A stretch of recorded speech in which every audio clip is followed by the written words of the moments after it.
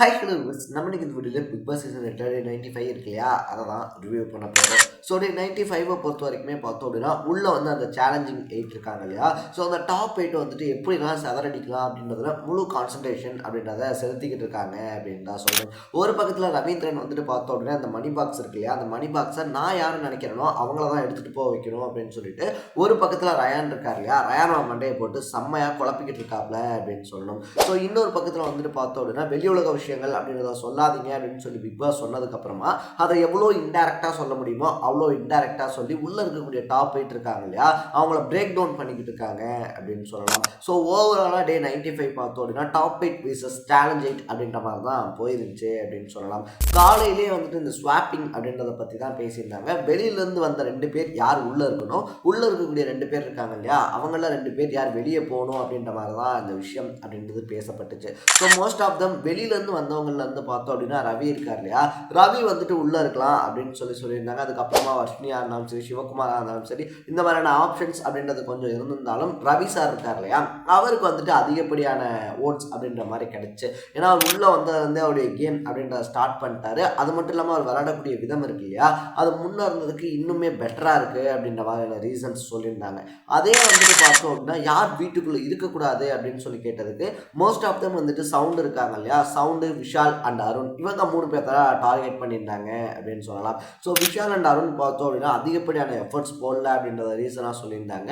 ஆனால் அதே நேரத்தில் சவுண்டை பற்றி சொல்லும் போது பார்த்தோம் அப்படின்னா அவங்க பிஆர் டீம் வச்சிருக்கிறது, வெளியில் வந்துட்டு மேனிப்புலேஷன் பண்ணுறாங்க, அந்த ரியாக்ஷன்ஸ் இருக்கு இல்லையா, அதை காட்டி இவ்வளோ தூரம் வந்துட்டாங்க அப்படின்ற மாதிரியான விஷயங்களை சொன்னது சவுண்டை வந்துட்டு ரொம்பவே பிரேக் டவுன் ஆக்கியிருக்கு அப்படின்னு சொல்லலாம். வழக்கம் போல் சவுண்டு வந்துட்டு பார்த்தோம் அப்படின்னா ஒரு மூலையில் உட்காந்து அழ ஆரம்பிச்சிருந்தாங்க. ஸோ அப்பயுமே வந்துட்டு பார்த்தோம்னா சாச்சனா அண்டு வர்ஷினி இருக்காங்க இல்லையா, அவங்க போயிட்டு நாங்கள் எதுவுமே தப்பாலாம் சொல்ல கிடையாது, நாங்கள் என்ன நடக்குதோ எங்களுக்கு என்ன தோணுச்சோ அதை சொன்னோம். ஸோ இவங்க அழுது அதை வந்துட்டு பார்த்தோம்னா சிம்பத்தி ஓட்டாக மாற்ற பார்க்குறாங்க அப்படின்ற மாதிரி கேமரா முன்னாடி நின்று பேசிகிட்டு இருந்தாங்க அப்படின்னு சொல்லலாம். ஸோ சவுண்டை பொறுத்த வரைக்குமே வந்துட்டு பார்த்தோம் அப்படின்னா அவங்க வீட்டுக்குள்ளே இந்த வீட்டுக்குள்ளே அவ்வளோ ஓப்பன் அப் ஆகலை அப்படின்னு தான் சொல்லணும். உண்மையான சவுண்டு யார் அப்படின்னு சொல்லி நம்ம பார்க்கவே முடியல அப்படின்றதான் என்னுடைய பர்சனல் பாயிண்ட் ஆஃப் வியூ அப்படின்னு சொல்லலாம். ஒரு சில நேரத்தில் பார்த்தோம்னா பெரிய பெரிய பிரச்சனை நடந்துகிட்டு இருக்கும்போது அது அசால்ட்டாக கிராஸ் ஆகி போவாங்க. பட் ஒரு சின்ன பிரச்சனையில் போயிட்டு பார்த்தோம் அப்படின்னா தாம் தூம்னு சொல்லி கத்துறது அப்படின்றத சவுண்ட் பண்ணிக்கிட்டு இருக்காங்க. ஸோ உண்மையாலே இதுதான் சவுண்டா இல்லை அவங்க எல்லாரும் சொல்கிற மாதிரி பார்த்தோம் அப்படின்னா அவங்க ஓட்ஸ்க்காகவும் அவங்களுக்கு எப்படி விளையாடணும்னு தெரிஞ்சு அந்த ஸ்ட்ராட்டஜிக்கலாக விளையாடுறாங்களா அப்படின்றதெல்லாம் நமக்கு தெரியல. பட் நேற்று அந்த சேலஞ்சிங் 8 இருக்காங்க இல்லையா, அவங்க எல்லாருமே சவுண்டை பற்றி சொன்னது சவுண்டை ரொம்பவே பிரேக் டவுன் பண்ணியிருக்கு அப்படின்னு சொல்லலாம். நீங்கள் சவுண்ட் இருக்காங்க இல்லையா, அவங்கள பற்றி என்ன நினைக்கிறீங்க, அவங்க கேம் விளையாடக்கூடிய விதம் இருக்கு இல்லையா, அது எப்படி இருக்குது அப்படின்றது உங்களுடைய பாயிண்ட் ஆஃப் வியூலேருந்து என்ன அப்படின்றத கமெண்ட்டில் போட்டுருங்க. ரெண்டாவது விஷயத்தை பொறுத்த வரைக்குமே வந்துட்டு பார்த்தோம் அப்படின்னா ஜாக் இருக்காங்க இல்லையா, ஜாக்கை வந்துட்டு அவங்க சொல்கிற விஷயங்கள் வீட்டுக்குள்ளே வந்ததுலேருந்தே எல்லாரும் சொல்கிறது, ஜாக்கில் வந்துட்டு வீக்கெண்ட்ஸில் யாருக்கு அதிக கைத்தட்டு கிடைக்குதோ அவங்க அந்த மாதிரி வந்துட்டு அவங்களோட ட்ராவல் பண்ண ஆரம்பிச்சிடுறாங்க. இப்போ ஃபஸ்ட் வீக்கில் வந்துட்டு பார்த்தோம் அப்படின்னா சவுண்டுன்னு சொல்லிட்டு ஒரு மாதிரி சுற்றிக்கிட்டு இருந்தாங்க. அதுக்கப்புறமா அப்படியே ரயானோட ட்ராவல் பண்ண ஆரம்பித்தாங்க. அதுக்கப்புறமா பார்த்தோம் அப்படின்னா அப்படியே ஒவ்வொருத்தராக மாதிரி இப்போ முத்துக்குமரன் இருக்கார் இல்லையா, முத்துக்குமரனோட வந்துட்டு ட்ராவல் பண்ணிக்கிட்டு இருக்காங்க அப்படின்னு வந்து சொன்னாங்க. ஸோ இந்த குற்றச்சாட்டை வந்துட்டு பார்த்தோம் அப்படின்னா நிறைய பேர் இதுக்கு முன்னாடியே சொல்லியிருந்தாங்க. வீட்டுக்குள்ளே இருக்கும் போதும் சரி, வெளியே போனதுக்கப்புறமாவும் சரி, நம்மளும் வந்துட்டு இதை அப்படியே முழுசாக மறுத்துற முடியாது அப்படின்னு சொல்லலாம். ஏன்னா இங்கே அதிகப்படியான கிளாப்ஸ் அப்படின்றது விழும்போது ஜாக்லின் திடீர்னு பார்த்தோம் அப்படின்னா அடுத்த வாரத்துலேருந்து அவங்களோட க்ளோஸ் ஆவாங்க.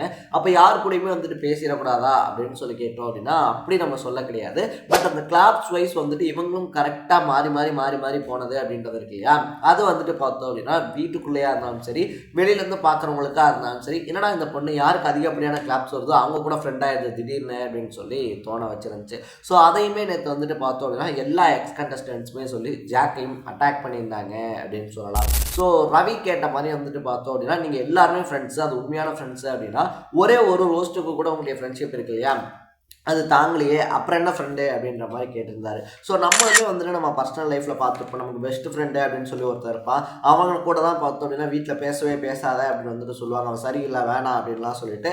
பட் வீட்டில் எவ்வளோ திட்டுவாங்கனாலும் நம்ம அந்த ஃப்ரெண்ட்ஷிப் இருக்கு இல்லையா, அதை கண்டினியூ பண்ணிட்டு தான் இருப்போம். ஸோ அந்த மாதிரி நீங்கள் வந்துட்டு உண்மையான ஃப்ரெண்ட்ஸாக இருந்திருந்தீங்க அப்படின்னா அதை கண்டினியூ பண்ணியிருக்கணும்.